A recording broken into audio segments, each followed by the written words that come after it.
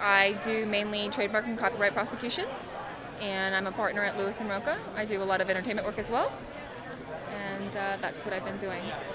I think it has a really great reputation for being a high-quality law school, great professors, quality education. I think that is what sets it apart from a lot of Southwest colleges in particular. The small class, you have a really great opportunity to meet great professors, the people that come here. Everyone in my class I really like, even now, 10 years later. This is a wonderful law school.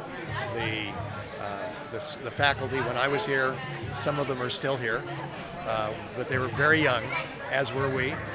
We were colleagues as well as students and professors, and we wound up having an extraordinary experience that you can only get in a small school. One of the great things about the University of Arizona Law School is it's small, so there's a lot of interaction between professors and students. I really liked U of A because of the small section. In 25 people, you spend the whole year with them. And I think when I was visiting some other law schools, it wasn't like that. You know, there's these big, humongous classes where 100 people are in the class. So really, you don't get to meet people as well as you can here. I think the U of A is pretty cool because it is a school where you can get a high caliber education. There's a lot of top-notch professors, like some of the ones I just mentioned. And yet it's very collegial. It's pretty laid back and down to earth. And it tends to be sort of a multi-generational family type environment. So you'll notice that a lot of the people circulating here have parents and grandparents and uncles who have gone here.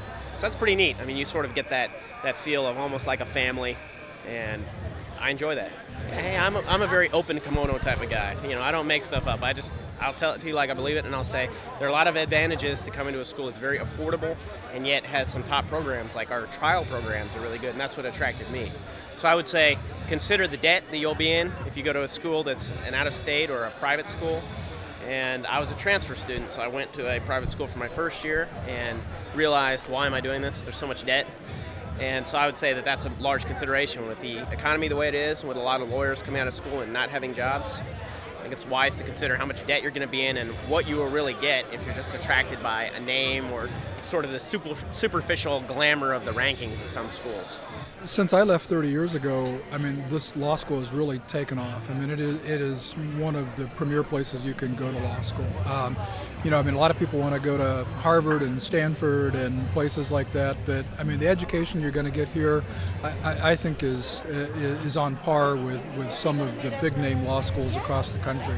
You know, for me, it was actually a very small subculture that had all the opportunities of the larger university, and that's been something that was really a very nice opportunity when I was here to get to know not just my fellow students but the professors that I've kept relationships with ever since I graduated, and to be in touch with people who not just knew who we were but actually cared about our goals and our aspirations and were able to be mentors for us was actually something that was really, really helpful and really conducive for me for my future and my path.